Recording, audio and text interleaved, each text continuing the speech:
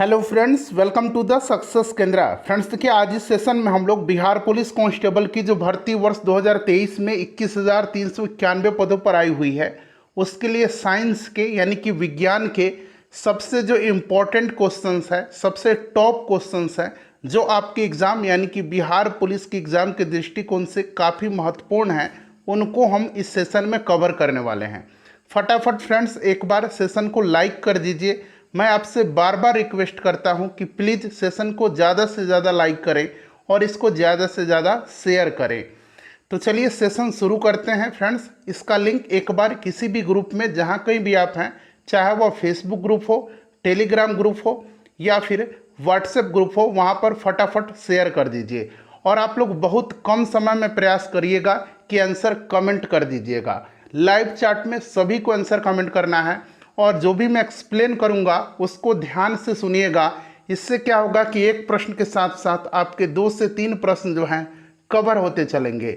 आपके एग्ज़ाम में बहुत ही कम समय बचा हुआ है, ज़्यादा से ज़्यादा आप लोग रिवीजन करिए। बहुत ही कम समय बचा हुआ है और सबसे बेस्ट क्वेश्चंस इस सेशन में आपको साइंस को मिलेंगे। चलिए शुरू करते हैं।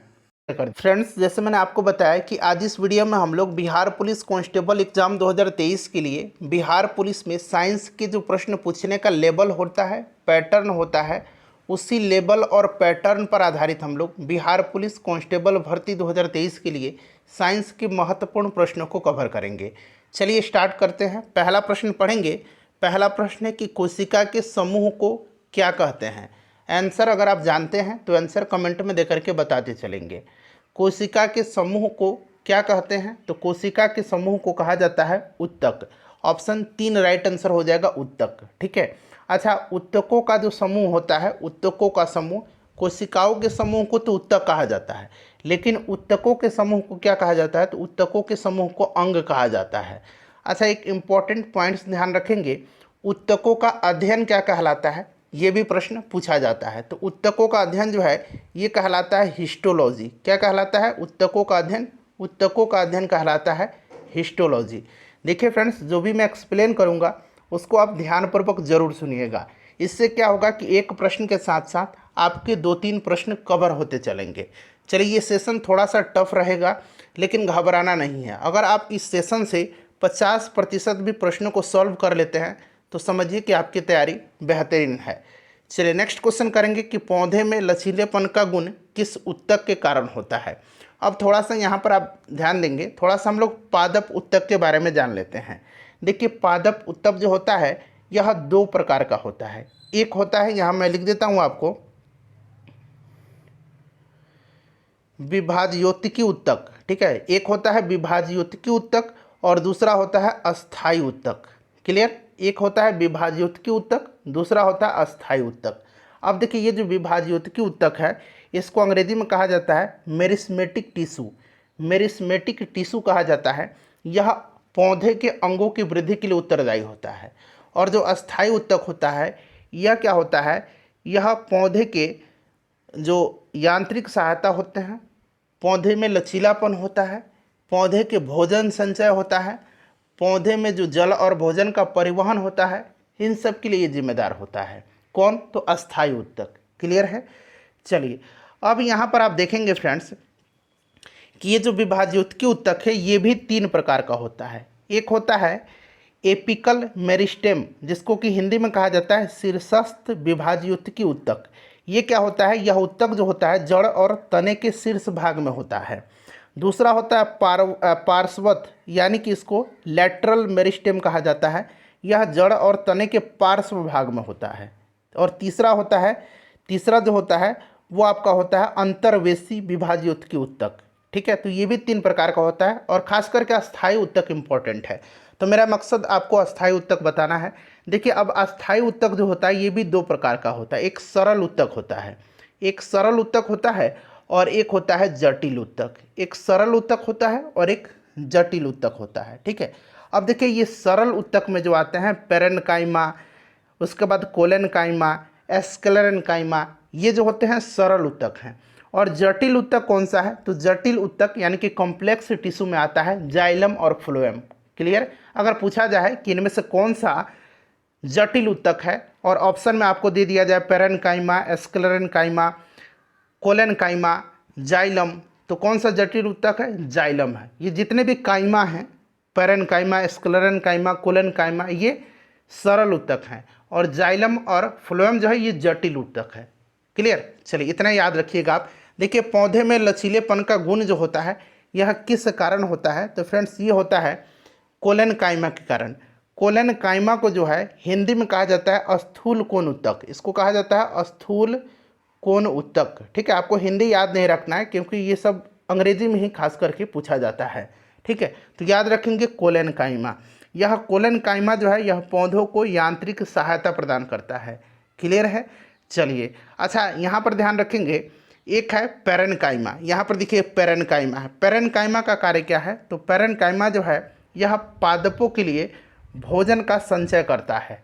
पादपों के लिए भोजन का संचय करता है पेरेन्काइमा ऊतक। ठीक है, और पेरेन्काइमा ऊतक को ही इसमें ही जो है प्रकाश संश्लेषण की क्रिया होती है, और इसमें हरित लव ऊतक यानी कि कोलेनकाइमा इसको कहा जाता है। चलिए आगे मिलेगा, सब कुछ हम लोग डिटेल में डिस्कस करेंगे। चलिए ट्रैकिड्स कहाँ पाया जाता है? ट्रैकिड्स जो है ये कहाँ पाया जाता है?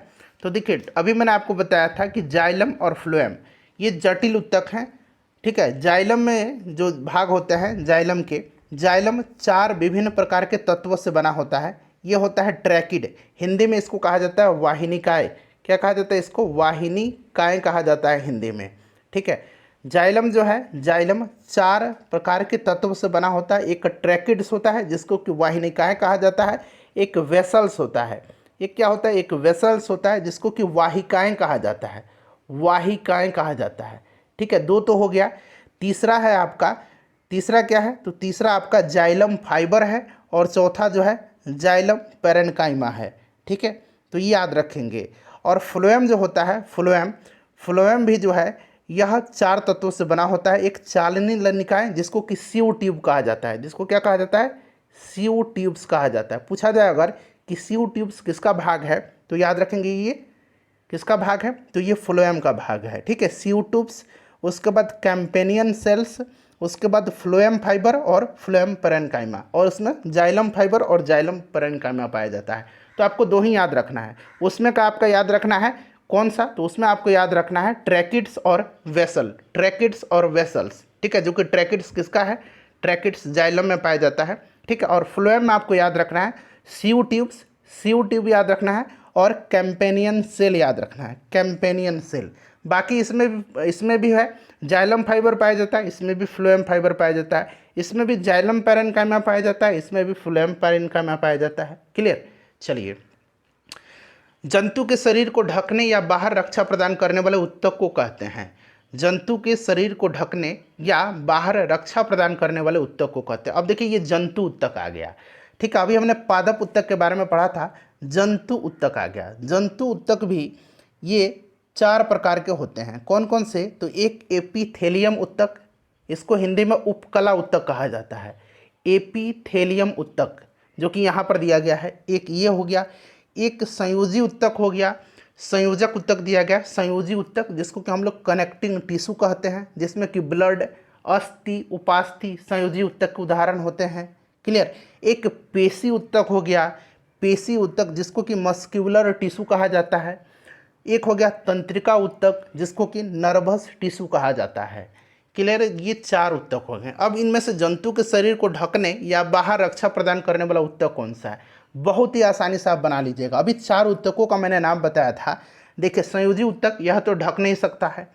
पेशी ऊतक, मस्क्यूलर टिश्यू, ये भी नहीं ढक सकता है। ठीक है, और आपको ऊपर कौन ढकेगा? कुछ जो चमड़ा है वही ढकता है ना। तो चर्म जो है चमड़ा, एपिडर्मिक आपने पढ़ा है। तो इसी तरह से एपिथेलियम ऊतक, इस तरह से रिलेट करके आप याद रख सकते हैं। ऑप्शन 3 इसका राइट आंसर हो जाएगा। चलिए नेक्स्ट क्वेश्चन है हमारा कि जिन ऊतकों में क्लोरोफिल पाया जाता है उससे क्या कहते हैं? तो अभी मैंने बताया था ये पादप ऊतक की बात हो रही है, जिसमें क्लोरोफिल पाया जाता है उसको हम लोग क्लोरेनकाइमा कहते हैं। क्या कहते हैं? क्लोरेनकाइमा। पेरेन्काइमा का ही यह, पेरेन्काइमा में ही होता है क्लोरेनकाइमा। क्लियर? अच्छा, ये जो मृदुतक है क्लोरेनकाइमा है, उसमें कैविटीज पाई जाती है। उसमें क्या पाई जाती है? कैविटीज पाई जाती है, यानी कि हिंदी में इसको कहेंगे इसमें गुहिकाएँ पाई जाती हैं। गुहिकाएँ पाई जाती हैं जिसमें क्या होता है, जिसमें जलीय पौधे के तैरने के लिए कैविटीज होती हैं। और इसको जो है क्या कहा जाता है, इसको एरेनकाइमा कहा जाता है। इसको कहा जाता है एरेनकाइमा, यहाँ मैं लिख देता हूँ, इसको कहा जाता है एरेनकाइमा। क्लियर? तो जलीय पौधों के लिए जब बात करेगा तो एरेनकाइमा याद रखेंगे, जो तैरने के लिए गुहिकाएँ होता है, कैविटीज रहता है। और जब क्लोरोफिल की बात करेगा तो इसको क्लोरेनकाइमा कहेंगे। क्लियर? चलिए, टफ है ना थोड़ा सा, लेकिन इसी लेवल के प्रश्न होते हैं। चलिए, निम्नलिखित में से कौन आर्थ्रोपोडा का उदाहरण नहीं है? तो देखिए, आर्थ्रोपोडा संघ जो है इसमें आता है तितली, मक्खी, तिलचट्टा, मकड़ी, ये सब आता है। केंचुआ नहीं आता है। केंचुआ जो है ये एनेलिडा संघ के अंतर्गत आता है। केंचुआ, जोंक, ये सब जो आता है, केंचुआ, जोंक, ये सब एनेलिडा संघ के अंतर्गत आते हैं। चलिए, अगला प्रश्न कर लेंगे। फ्रेंड्स, एक बार सेशन को लाइक कर दीजिए। और देखिए, हम लोग बिहार पुलिस कांस्टेबल के लिए 50 से अधिक इंपॉर्टेंट प्रश्नों को कवर किया हुआ है। मैंने सबका लिंक इस वीडियो के डिस्क्रिप्शन में दे दिया है, प्लेलिस्ट बना दिया है। आप चैनल पर चले जाइए और प्लेलिस्ट ओपन करके देख लीजिएगा। संवेग का एसआई मात्रक है। संवेग का एसआई मात्रक है। अच्छा, संवेग यानी कि मोमेंटम की बात की जा रही है। अब मोमेंटम से आपको याद होगा कि मोमेंटम इक्वल टू क्या होता है, तो मास इंटू वेलोसिटी होता है। मास इंटू वेलोसिटी होता है। अब मास का क्या हो जाएगा, मास का किलोग्राम हो जाएगा। और वेलोसिटी का क्या हो जाएगा, मीटर पर सेकंड हो जाएगा। यही तो यूनिट है मोमेंटम का। तो देखिए कहाँ पर दिया गया, केजी मीटर पर सेकंड। केजी मीटर पर सेकंड ऑप्शन 2 में दिया गया है। अगला प्रश्न, किसी वस्तु का भार पानी के अंदर क्या होता है, बढ़ जाता है, घट जाता है, समान रहता है, या इनमें से कोई नहीं? बताएंगे किसी वस्तु का भार पानी के अंदर क्या होता है। तो देखिए, किसी भी वस्तु को जब पानी में डुबाई जाती है तो उस पर एक ऊर्ध्वगामी यानी कि ऊपर की ओर एक बल कार्य करता है, जिसका परिणाम द्रव के भार के बराबर होता है। क्लियर? आपने पढ़ा होगा, ये आर्किमिडीज का सिद्धांत है। तो कोई भी वस्तु जो है जब पानी में उसको डाला जाता है तो वस्तु का भार पानी के अंदर क्या होता है, घट जाता है। ऑप्शन नंबर 2 इसका राइट आंसर हो जाएगा। क्लियर? चलिए, नेक्स्ट क्वेश्चन कर लेंगे हम लोग कि दो कण के बीच, थोड़ा सा छोटा कर दूं ताकि स्पष्ट आपको दिखाई दे। देखिए, दो कण के बीच गुरुत्वाकर्षण बल उसके बीच की दूरी के किस प्रकार संबंधित है। गुरुत्वाकर्षण बल आपने पढ़ा होगा, न्यूटन का गुरुत्वाकर्षण का नियम भली भांति आपको याद होगा कि ब्रह्मांड में किन्हीं दो पिंडों के मध्य कार्य करने वाला आकर्षण बल उनके द्रव्यमानों के गुणनफल के समानुपाती, और उनके मध्य की दूरी के वर्ग के व्युत्क्रमानुपाती होता है। यानी ये फॉर्मूला आपको भली भांति याद होगा कि F इक्वल टू जी क्या है यहाँ पर, तो जी जो है फ्रेंड्स यह एक यूनिवर्सल ग्रेविटेशनल कांस्टेंट है, सार्वत्रिक गुरुत्वाकर्षण नियतांक है। अभी मैंने आपको बताया था कि किन्हीं दो पिंडों के मध्य कार्य करने वाला आकर्षण बल उनके द्रव्यमान के गुणनफल, चूंकि दो यहाँ पर पिंड हैं तो एक पिंड का द्रव्यमान m1 हो गया और एक पिंड का m2 हो गया, उनके द्रव्यमान के गुणनफल के समानुपाती और उनके बीच की दूरी के वर्ग के व्युत्क्रमानुपाती होता है। ये दूरी है, d को हम डिस्टेंस से डिनोट कर रहे हैं। ठीक है, कहीं कहीं r भी लिखा रहेगा, इस तरह से कोई दिक्कत नहीं है।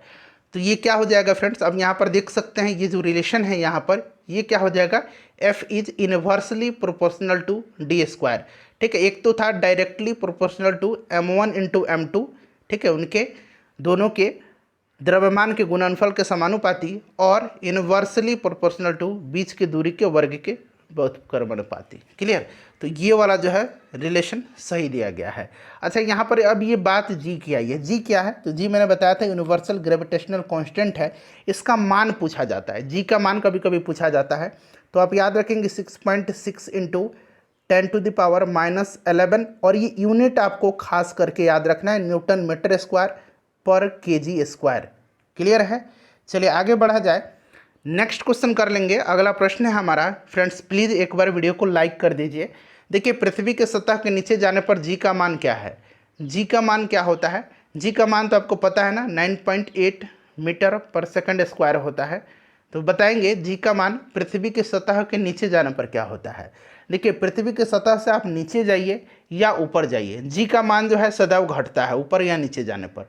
जी का मान अधिकतम कहाँ पर होता है, तो अधिकतम ध्रुव पर होता है। जी का मान अधिकतम कहाँ पर होता है, ध्रुव पर होता है।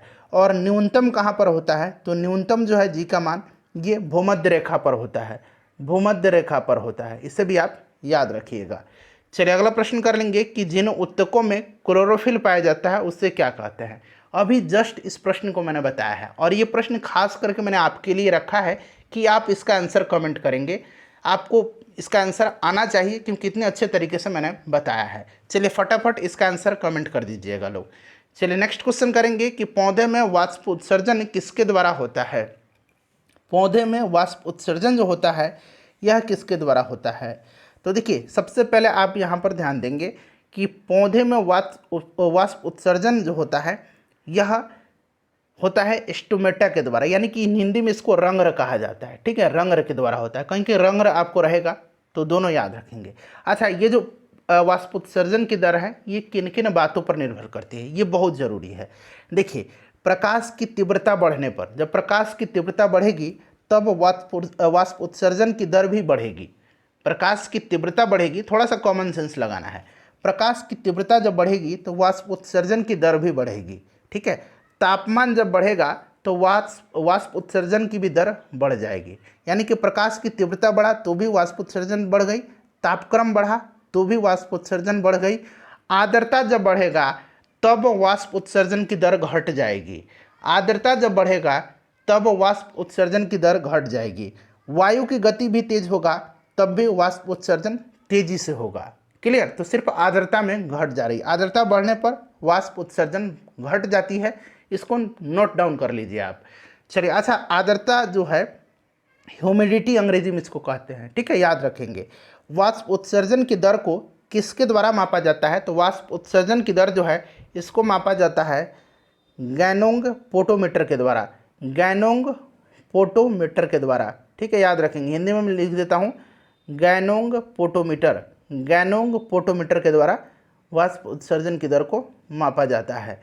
चलिए, तो ये स्टोमेटा हो जाएगा। नेक्स्ट क्वेश्चन है कि अस्थि कैसा उत्तक है। अभी मैंने आपको बताया अस्थि, उपास्थि, ब्लड यानी कि रक्त, ये जो हैं ये संयोजी उत्तक हैं, कनेक्टिंग टिश्यू हैं। क्लियर। चलिए अगला प्रश्न है कि जंतुओं में भोजन का संग्रहण कौन सा उत्तक करता है। अच्छा, ये तो जंतु हो गया। अगर पादप में पूछ ले तो पादप में भोजन का संग्रहण कौन करता है, तो अभी मैंने आपको बताया था कि पादप में भोजन का संग्रहण जो है, भोजन का संचय जो है यह पैरेन्काइमा करता है। कौन करता है, तो ये पैरेन्काइमा करता है। मैंने बताया भी था कि पैरेन्काइमा करता है। ठीक है, पैरेन्काइमा करता है। और जंतुओं में भोजन का संग्रहण पेशी उत्तक करता है। क्लियर। चलिए नेक्स्ट क्वेश्चन करेंगे। खाली स्थान दिया गया है, तंत्रिका उत्तक की एक इकाई होती है। तंत्रिका उत्तक की इकाई जो है यह कौन सी होती है, इसमें से न्यूरॉन है। न्यूरॉन तंत्रिका उत्तक की इकाई होती है। ठीक है। चलिए नेक्स्ट क्वेश्चन है कि निम्नलिखित में से कौन सरल उत्तक का प्रकार नहीं है। अच्छा, सरल उत्तक के बारे में और जटिल उत्तक के बारे में मैंने बताया था। जटिल उत्तक दो ही चीज़ याद रखना है, जाइलम और फ्लोएम जटिल उत्तक हैं। बाकी जो भी आपका पैरेन्काइमा, कोलेन्काइमा, स्क्लेरेन्काइमा ये सब दिख गया, ये आपके सरल उत्तक हैं। तो फ्लोएम जटिल उत्तक है, फ्लोएम और जाइलम ये दोनों जटिल उत्तक हैं। ठीक है, याद रखिएगा। चलिए नेक्स्ट क्वेश्चन है हमारा कि शैवालों में किस तरह का विभाजन पाया जाता है। जो शैवाल हैं उनमें किस तरह का विभाजन पाया जाता है, तो देखिए इसमें जो है असूत्री विभाजन पाया जाता है। असूत्री विभाजन जो है ये जीवाणु, असूत्री विभाजन जीवाणु, कवक, प्रोटोजोआ, शैवाल इन सब में पाया जाता है। ठीक है, जीवाणु, कवक, प्रोटोजोआ, शैवाल में असूत्री विभाजन पाया जाता है। क्लियर, याद रखेंगे। चलिए नेक्स्ट क्वेश्चन कर लेंगे कि 1 किलोवाट आवर कितने जूल के बराबर होता है। 1 किलोवाट आवर बराबर होता है 3.6 गुना 10 के पावर 6 जूल। ठीक है। चलिए नेक्स्ट क्वेश्चन हमारे कि मानवों में ध्वनि की श्रव्यता का औसत परास क्या है।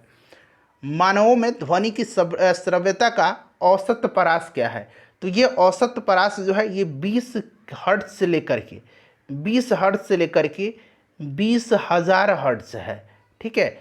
और ये देखिए 20,000 जो हर्ट्ज है इसको 20 किलो हर्ट्ज भी कहा जाता है। तो ऑप्शन ए राइट आंसर हो जाएगा, ठीक है। अच्छा, ये जो 20 हर्ट्ज से कम की जो आवृत्ति वाली ध्वनि तरंग है इसको कहा जाता है, क्या कहा जाता है, इसको इंफ्रासोनिक कहा जाता है। और ये 20 किलो हर्ट्ज से जो अधिक की होती हैं इसको अल्ट्रासोनिक कहा जाता है। क्लियर। चलिए अगला प्रश्न करेंगे कि ध्वनि का वेग और आवृत्ति को इस तरह से थोड़ा सा लिख लीजिए ताकि आपको पता चले इस तरह से, ठीक है। एवं तरंग दैर्घ्य के संबंध आपको बताना है। तो देखिए आपने पढ़ा होगा फ्रेंड्स कि किसी माध्यम में तरंग का वेग उसकी आवृत्ति और तरंग दैर्घ्य के गुणनफल के बराबर होता है। किसी माध्यम में तरंग का वेग उसकी आवृत्ति और तरंग दैर्घ्य के गुणनफल के बराबर होता है। तो ये वाला रिलेशन है, कहाँ पर है ये वाला रिलेशन, तो देखेंगे ये वाला रिलेशन जो है फ्रेंड्स ये आपका यहाँ पर दिया गया है, ठीक है, यहाँ पर दिया गया है। तो इस तरह से आप इसको यहाँ पर सुधार कर लीजिएगा, इस तरह से बना लीजिए, ठीक है। चलिए नेक्स्ट क्वेश्चन कर लेंगे। अगला प्रश्न है हमारा कि एक मशीन 200 जूल का कार्य 8 सेकंड में करती है तो मशीन की सामर्थ्य कितनी है। मशीन की सामर्थ्य यानी कि मशीन का पावर पूछा जा रहा है, बताएंगे राइट आंसर क्या हो जाएगा। बहुत ही सिंपल है, पावर बराबर क्या होता है, तो पावर बराबर होता है वर्क अपॉन टाइम यानी कि कार्य बटा समय होता है। कार्य दिया गया है कितना, तो कार्य 200 जूल दिया गया है, समय दिया गया है 8 सेकंड। अब इसको आप लोग सॉल्व कर देंगे तो ये आपका 8 दूना 16 और 8 पच्चीस 40 यानी कि 25 आ गया। और पावर का यूनिट आपको याद रखना है क्योंकि यहाँ 25 यहाँ 2 जगह है 3 जगह है, तो पावर का वाट होता है, तो 25 वाट इसका राइट आंसर हो जाएगा। चलिए स्नायु और कंडरा, अब ये शुद्ध हिंदी है। स्नायु को अंग्रेजी में कहा जाता है, क्या कहा जाता है, तो स्नायु को अंग्रेजी में कहा जाता है लिगामेंट्स। स्नायु को क्या कहा जाता है, लिगामेंट्स कहा जाता है। यहाँ मैं लिख देता हूँ लिगामेंट्स, ठीक है, ये स्नायु है, स्नायु को लिगामेंट कहा जाता है। और कंडरा को टेंडन कहा जाता है। कंडरा को क्या कहा जाता है, कंडरा को टेंडन कहा जाता है। तो स्नायु और कंडरा यानी कि लिगामेंट्स और टेंडन ये क्या हैं, तो ये संयोजी ऊतक के उदाहरण होते हैं। संयोजी ऊतक याद रखेंगे। अच्छा, लिगामेंट्स का कार्य पूछा जाता है। लिगामेंट्स क्या करता है, यानी कि जो स्नायु है ये 2 हड्डियों को एक साथ जोड़ता है, और टेंडन जो है ये हड्डी और मांसपेशी को जोड़ता है। और ये 2 हड्डी को हड्डी से जोड़ता है लिगामेंट, और हड्डी को मांसपेशी से जोड़ता है टेंडन। क्लियर। चलिए अगला प्रश्न है कि आवृत्ति का एसआई मात्रक आपसे पूछ लिया गया है, बताएंगे कि आवृत्ति का एसआई मात्रक क्या होता है। तो आवृत्ति का एसआई मात्रक जो होता है हर्ट्ज होता है, ठीक है, आपने ये तो पढ़ा होगा। अच्छा, आवृत्ति और टाइम पीरियड का गुणनफल एक होता है। टाइम पीरियड और जो आवृत्ति है, आवृत्ति या इसी तरह से मैं लिख देता हूँ, ठीक है, इसका गुणनफल एक होता है। तो आवृत्ति बराबर अब क्या हो जाएगा, तो 1 टाइम पीरियड हो जाएगा, यानी कि ऑप्शन सी जो है ऑप्शन 3 नंबर सेकंड इनवर्स इसका राइट आंसर हो जाएगा। चलिए नेक्स्ट क्वेश्चन है कि एक पिंड का वेग उसके प्रारंभिक वेग का 3 गुना करने पर, एक पिंड का वेग उसके प्रारंभिक वेग के 3 गुना करने पर उसकी गतिज ऊर्जा क्या होगी। अब देखिए गतिज ऊर्जा हाफ mv² कर रहा है प्रश्न में कि मास में कोई चेंजिंग नहीं है और ये 3 गुना उसकी ऊर्जा प्रारंभिक वेग कर दिया जा रहा है, तो यानी कि 3v² हो गया। अब यहाँ पर हाफ m 3 तिरका 9v² हो जाएगा। मैंने आपको बताया है कि जब भी आप गतिज ऊर्जा वाला प्रश्न को सॉल्व करेंगे तो इसमें से आप फार्मूला को बाहर निकालेंगे। अब इसमें फार्मूला क्या है, काइनेटिक एनर्जी का हाफ m और v², तो यहाँ पर निकाल दीजिए हाफ m और v²। अंदर क्या बच गया, अंदर 9 बचा, इस 9 को बाहर कर दीजिए। एक ही बात तो है, तो इससे पता भी चल जाएगा कितना है, तो 9 गुनी हो गई, ठीक है, ये काइनेटिक एनर्जी है 9 गुनी हो गई, तो इस तरह से 9 गुनी राइट आंसर हो जाएगा। चलिए वायरस से होने वाला रोग निम्नलिखित में से नहीं है, इनमें से कौन सा वायरस से होने वाला रोग नहीं है, तो डेंगू वायरस से होता है, इन्फ्लुएंजा भी होता है, एड्स भी होता है, हैजा नहीं होता है। हैजा जो होता है ये जीवाणु से होता है, हैजा बैक्टीरिया जीवाणु से होने वाला रोग है। नेक्स्ट है कि संक्रमित पेयजल से फैलने वाला रोग कौन सा है, संक्रमित पेयजल से फैलने वाला जो रोग है यह कौन सा रोग है, तो फ्रेंड्स यह हेपेटाइटिस है, हेपेटाइटिस है, राइट आंसर हेपेटाइटिस हो जाएगा, ठीक है। लीवर को प्रभावित करता है। एंटीबॉडी का निर्माण किस कोशिका के द्वारा होता है, एंटीबॉडी का निर्माण जो है यह होता है किसके द्वारा, यहाँ सुधार करेंगे, इसको लिम्फो इस तरह से लिखिए, ठीक है, लिम्फरो नहीं होगा, ये लिम्फोसाइट होता है, लिम्फोसाइट्स, ठीक है, बना लीजिए इसको लिम्फोसाइट्स। चलिए बताइएगा कि एंटीबॉडी का निर्माण किस कोशिका के द्वारा होता है। तो एंटीबॉडी का निर्माण जो है लिम्फोसाइट्स के द्वारा होता है। किसके द्वारा होता है? लिम्फोसाइट्स के द्वारा होता है। सेम प्रश्न जो है बीपीएससी में पूछा गया है। चलिए नेक्स्ट क्वेश्चन कर लेंगे कि ईसीजी का पूरा नाम क्या है। ईसीजी का पूरा नाम क्या है? ईसीजी का और एक ईईजी होता है। ईईजी यह हृदय के लिए होता है, ये मस्तिष्क के लिए होता है, और ईसीजी हृदय के लिए होता है, ठीक है। ईसीजी हृदय के लिए और ईईजी जो है ये मस्तिष्क के लिए, याद रखिएगा, क्लियर। चलिए अब बताइए कि ईसीजी का पूरा इसका नाम क्या है, फुल फॉर्म क्या है। तो ईसीजी का क्या होता है? तो ईसीजी का होता है इलेक्ट्रोकार्डियोग्राम। इलेक्ट्रोकार्डियोग्राम, तो इनमें से कोई नहीं होगा क्योंकि कार्डियोग्राम नहीं, कार्डियोग्राफ दिया गया, इलेक्ट्रोकार्डियोग्राम होता है। और ईईजी का क्या होता है? ईईजी का होता है इलेक्ट्रोइंसेफेलोग्राम, इलेक्ट्रोइंसेफेलोग्राम, ठीक है। चलिए नेक्स्ट क्वेश्चन है कि रक्त प्लाज्मा में सबसे अधिक मात्रा में मौजूद है। तो रक्त प्लाज्मा जो होता है इसमें सबसे अधिक मात्रा में, अच्छा रक्त में प्लाज्मा कितना होता है? तो रक्त में प्लाज्मा 55% लगभग होता है। रक्त में प्लाज्मा कितना होता है? तो लगभग 55%। और प्लाज्मा में क्या होता है सबसे ज़्यादा? तो प्लाज्मा में लगभग 90% जल होता है, ठीक है। नेक्स्ट क्वेश्चन है कि रक्तचाप का सामान्य से अधिक हो जाना क्या कहलाता है? रक्तचाप का, ब्लड प्रेशर का सामान्य से अधिक हो जाना क्या कहलाता है? तो फ्रेंड्स ये हाइपरटेंशन कहलाता है। हाइपरटेंशन का केस आपने पढ़ा भी होगा, सुना भी होगा, ठीक है, हाइपरटेंशन होता है। देखिए किस गैस के कारण पावरोटी या केक फूल करके मुलायम और स्पंजी हो जाते हैं? किस गैस के कारण? तो यह गैस जो है जिसके कारण पावरोटी और केक या रोटी फूलता है, कार्बन डाइऑक्साइड है, कार्बन डाइऑक्साइड है, ठीक है। चलो उसके बाद देखिए निम्नलिखित में से किसका उपयोग जो है सोडा अम्ल अग्निशामक के रूप में किया जाता है? अग्निशामक के रूप में किया जाता है, बताएंगे। अग्निशामक के रूप में किया जाता है किसका इसमें से इस्तेमाल? तो ये बेकिंग सोडा का किया जाता है। Baking soda NaHCO3 baking soda खाने वाला सोडा है। चलिए अगला प्रश्न है हमारा कि नेटल पौधे, नेटल एक तरह का पौधा होता है, नेटल पौधे के पत्तों को छूने पर डंक जैसा दर्द होता है। यह दर्द किस अम्ल के स्राव से होता है? तो नेटल पौधे की पत्तियों पर जो होता है क्या होता है? मेथोनोइक अम्ल होता है। ये डंक जो होता है उसमें मेथोनोइक अम्ल जो है स्रावित होता है, मेथोनोइक अम्ल, याद रखिएगा, ठीक है। VBI क्वेश्चन है। नेक्स्ट है हमारा कि 2, 8, 1 किस तत्व का इलेक्ट्रॉनिक विन्यास है? तो 2, 8, 10 और 11 यानी कि 11 एटॉमिक नंबर किसका है? अगर आपको याद है तो आप आसानी से इसको सॉल्व कर लीजिएगा। 11 सोडियम का होता है, ठीक है, 11 सोडियम का होता है। चलिए नेक्स्ट क्वेश्चन है हमारा कि निम्नलिखित किरणों में से सबसे अधिक वेधन क्षमता किसमें होती है? सबसे अधिक वेधन क्षमता जो होती है ये किसकी होती है? तो सबसे ज़्यादा वेधन क्षमता जो है ये गामा किरण की होती है। किसकी होती है? गामा किरण की वेधन क्षमता सबसे ज़्यादा होती है, तो गामा किरण हो जाएगा। और सबसे ज़्यादा आयनन क्षमता किसका होता है? सबसे ज़्यादा आयनन क्षमता किसका होता है? तो सबसे ज़्यादा आयनन क्षमता जो है ये अल्फा किरण का होता है। अगला प्रश्न कि 573 केल्विन का समतुल्य तापमान सेंटीग्रेड में क्या होगा?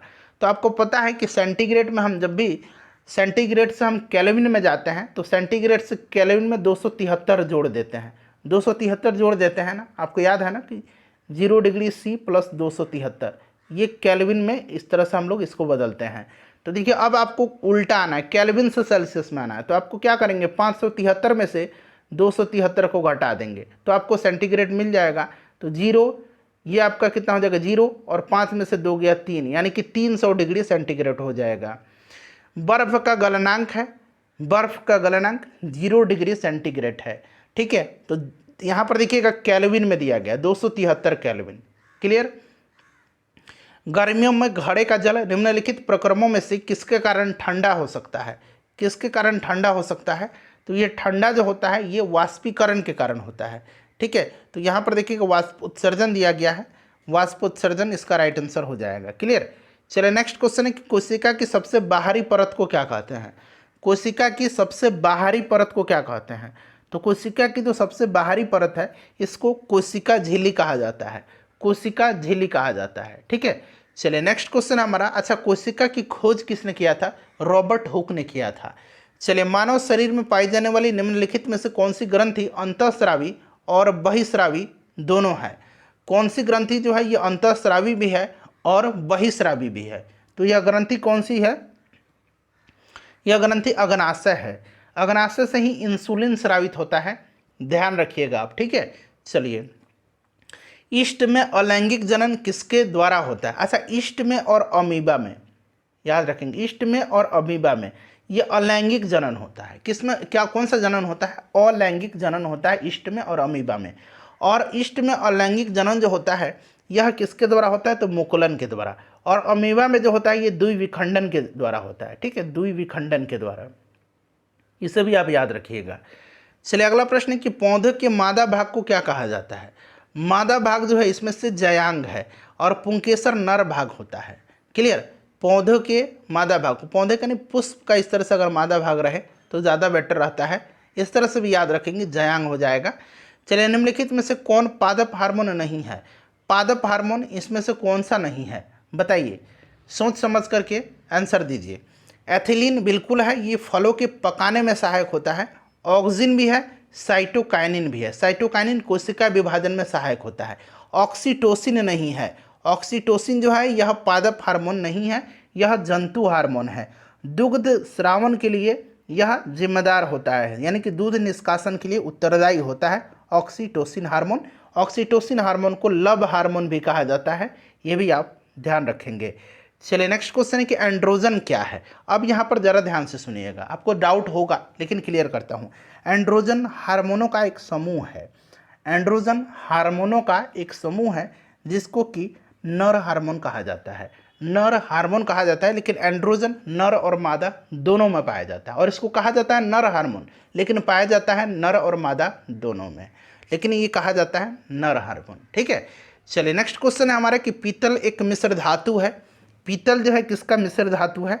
तो पीतल जो है ये तांबा और जस्ता का मिश्र धातु है। तांबा और जिंक का, यानी कि जस्ता का मिश्र धातु है।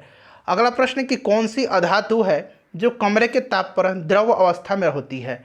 कौन सी अधातु है जो कमरे के ताप पर द्रव अवस्था में होती है? बताएंगे भाई, राइट आंसर इसका क्या हो जाएगा? तो यह अधातु जो है यह ब्रोमीन है। ठीक है, एल्काइन का सामान्य फॉर्मूला पूछा गया है। एल्केन, एल्कीन और एल्काइन। एल्काइन का क्या होगा? एल्काइन का क्या होगा? तो एल्काइन का जो होगा फॉर्मूला इसका, ये आपका CnH2n-2 हो जाएगा एल्काइन का। ये एल्कीन का है, ये एल्केन का है। चलो, उसके बाद नेक्स्ट क्वेश्चन है कि मेंडलीव ने अपनी सारणी में तत्वों को किस आधार पर व्यवस्थित किया था? मेंडलीव ने अपने आवर्त सारणी में तत्वों को किस आधार पर व्यवस्थित किया था? चलिए, आवर्त सारणी का जनक कहा जाता है दमित्री मेंडलीव को। तो इन्होंने रासायनिक गुणधर्म के आधार पर, परमाणु द्रव्यमान के और मूल गुणधर्म के आधार पर, यानी कि उपरोक्त सभी इसका राइट आंसर हो जाएगा। ठीक है, चलिए अगला प्रश्न है कि मेंडलीव ने जब अपना कार्य आरंभ किया तब तक ज्ञात तत्वों की संख्या कितनी थी? तो टोटल 63 ज्ञात तत्व थे। ठीक है, चलिए ये प्रश्न आपके लिए है, इसका आंसर आप कमेंट करके बताइएगा। और क्या बताइए, आपने 50% सॉल्व कर दिया है। आंत्र ज्वर मानव शरीर के किस अंग को प्रभावित करता है? राइट आंसर कमेंट करके इसका बताइएगा। वीडियो को प्लीज़ लाइक कर दीजिए।